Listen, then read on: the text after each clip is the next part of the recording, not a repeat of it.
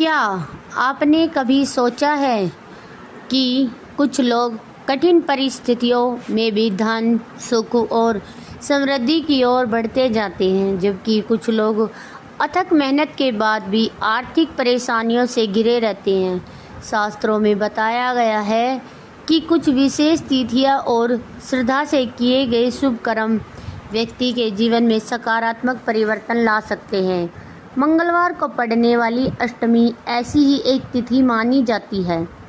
आज की इस विशेष कथा में हम अष्टमी के महत्व, माता की कृपा, श्रद्धा, सदाचार और एक पारंपरिक उपाय के बारे में जानेंगे जिसे लोग शुभ मानते हैं। ध्यान रहे कि किसी भी उपाय का फल केवल उसी पर निर्भर नहीं होता, बल्कि ईमानदार प्रयास, सही निर्णय और कर्म पर भी उतने ही आवश्यक है। तो दोस्तों, आज हम बात करेंगे 21 जुलाई 2026 मंगलवार को पड़ने वाली अष्टमी तिथि के महत्व की। भारतीय परंपरा में अष्टमी को देवी शक्ति की आराधना के लिए शुभ माना गया है। बहुत से लोग इस दिन पूजा, प्रार्थना, दान और संयम का पालन करते हैं। ऐसी मान्यता है कि श्रद्धा और सत्कर्मों के साथ की गई उपासना मन को शांति और जीवन में सकारात्मक ऊर्जा प्रदान करती है। यदि आप भी अपने जीवन में सुख, शांति और आर्थिक प्रगति की कामना करते हैं तो इस कथा को अंत तक अवश्य सुनें। ध्यान रखें कि किसी भी आध्यात्मिक उपाय के साथ ईमानदार परिश्रम, सही निर्णय और अच्छे कर्म भी उतने ही आवश्यक हैं। अब कथा आरंभ करते हैं।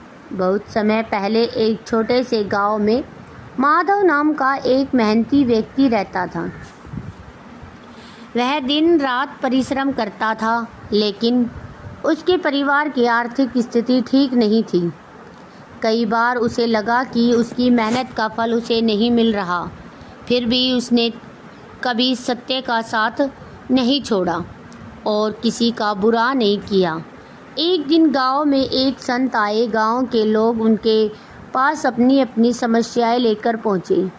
माधव भी उनके चरणों में गया और विनम्रता से बोला, गुरुदेव, मैं मेहनत तो बहुत करता हूं, लेकिन घर की परेशानियां कम नहीं हो रही। कृपया मुझे कोई ऐसा मार्ग बताइए जिससे मेरे जीवन में आशा और सकारात्मक परिवर्तन आए। संत मुस्कुराए और बोले, पुत्र, केवल धन की इच्छा करने से धन नहीं मिलता। पहले मन को निर्मल बनाओ, अपने कर्मों को श्रेष्ठ बनाओ और ईश्वर पर विश्वास रखो।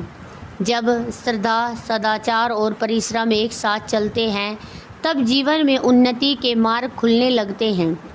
उन्होंने आगे कहा, मंगलवार को आने वाली अष्टमी के दिन देवी की आराधना, सच्चे मन से प्रार्थना, जरूरतमंद की सहायता और अपनी क्षमता के अनुसार दान करना शुभ माना जाता है। यह केवल एक परंपरा नहीं, बल्कि मन में अनुशासन, करुणा और सकारात्मक सोच विकसित करने का अवसर भी है। माधव ने संत की बात को गंभीरता से स्वीकार किया। उसने निश्चय किया कि वह केवल किसी चमत्कार की प्रतीक्षा नहीं करेगा, बल्कि अपने व्यवहार, मेहनत और ईश्वर भक्ति तीनों को साथ लेकर चलेगा। अष्टमी का दिन आया। सुबह ब्रह्म मुहूर्त में उठकर उसने स्नान किया, घर के पूजा स्थान की सफाई की और माता के समक्ष दीप जलाकर प्रार्थना की। हे माँ, मुझे सही मार्ग पर चलने की बुद्धि दे, मेरे भीतर से आलस्य, अहंकार और निराशा को दूर करे। मुझे इतना सामर्थ्य दे कि अपने परिवार का लालन पालन ईमानदारी से कर सकूं और दूसरों की सहायता कर सकूं। प्रार्थना के बाद उसने अपने माता पिता का आशीर्वाद लिया और पूरे दिन किसी से कठोर वचन न बोलने का संकल्प लिया। शाम को उसने अपनी सामर्थ्य के अनुसार एक जरूरतमंद व्यक्ति की सहायता की। उस दिन उसके मन में एक अद्भुत शांति थी। उसे तुरंत कोई चमत्कार नहीं दिखा, लेकिन उसके भीतर आत्मविश्वास जाग उठा। अगले ही दिन उसने पहले से अधिक लगन और सकारात्मक सोच के साथ अपना कार्य करना शुरू किया। धीरे धीरे लोगों का उस पर विश्वास बढ़ा, नए अवसर मिलने लगे और उसकी आर्थिक स्थिति भी पहले से बेहतर होने लगी। कथा हमें यह शिक्षा देती है कि श्रद्धा, अनुशासन, दया, ईमानदारी और निरंतर परिश्रम, ये 5 गुण मिलकर जीवन में वास्तविक उन्नति का मार्ग बनाते हैं। लेकिन इस कथा का सबसे बड़ा महत्वपूर्ण रहस्य विशेष है।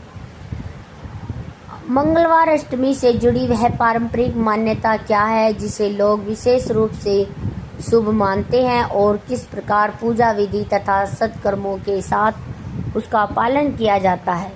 यदि आप भी इस कथा को सुनना चाहते हैं तो हमारी कहानी में अंत तक बने रहिए। अष्टमी की पूजा के कुछ दिनों बाद माधव फिर उसी संत के पास पहुंचा। उसने कहा, गुरुदेव, मेरे मन में अब पहले जैसी निराशा नहीं है।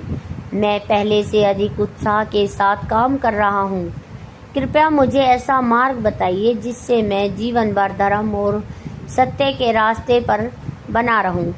संत मुस्कुराए और बोले, पुत्र, याद रखो, धन केवल संग्रह करने की वस्तु नहीं बल्कि उसका सदुपयोग भी उतना ही महत्वपूर्ण है।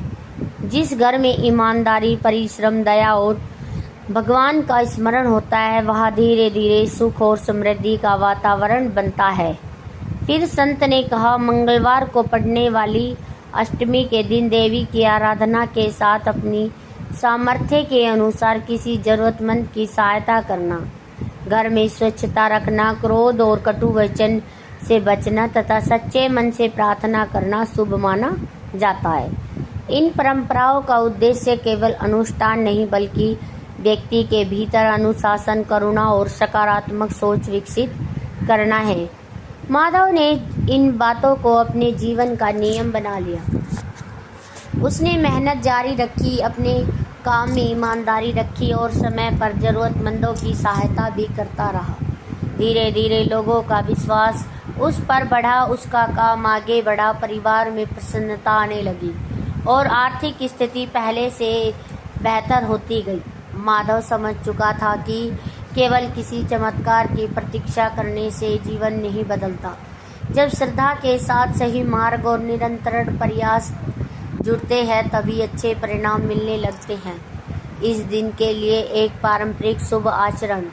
यदि आप भी मंगलवार अष्टमी के दिन पूजा करना चाहते हो तो प्रातः स्नान करके स्वच्छ वस्त्र पहने, माँ दुर्गा का स्मरण करें, दीपक जलाए, अपनी श्रद्धा के अनुसार पुष्प अर्पित करें और अपने तथा सभी के कल्याण की प्रार्थना करें। यदि संभव हो तो किसी जरूरतमंद की सहायता करें या अपनी क्षमता के अनुसार दान करें। साथ ही संकल्प लें कि आप ईमानदारी, मेहनत और सदाचार का पालन करेंगे। यदि याद रखें, किसी भी आर्थिक उपाय का उद्देश्य मन में सकारात्मक परिवर्तन लाना है। आर्थिक उन्नति के लिए विवेकपूर्ण निर्णय, नियमित परिश्रम, बचत की आदत और सही योजना भी उतनी ही आवश्यक है।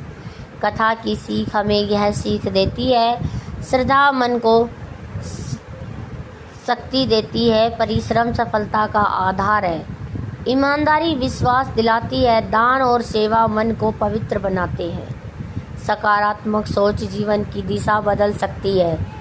इसी संदेश के साथ हम माता रानी से प्रार्थना करते हैं, हे माँ दुर्गे, हम सभी को सद्बुद्धि, स्वास्थ्य, साहस, सत्य के मार्ग पर चलने की प्रेरणा दे और परिश्रम का उचित फल प्रदान करें। हमारे जीवन में सुख, शांति, समृद्धि का वास हो तथा हम सदैव अच्छे कर्म करते रहे। तो दोस्तों, आज की यह कथा आपको कैसी लगी हमें कमेंट बॉक्स में ज़रूर बताइएगा। अगर कथा आपको अच्छी लगी तो कमेंट बॉक्स में जय माता दी ज़रूर लिखिए। फिर मिलते हैं एक नई वीडियो के साथ, एक नई कथा के साथ। तब तक के लिए राधे राधे।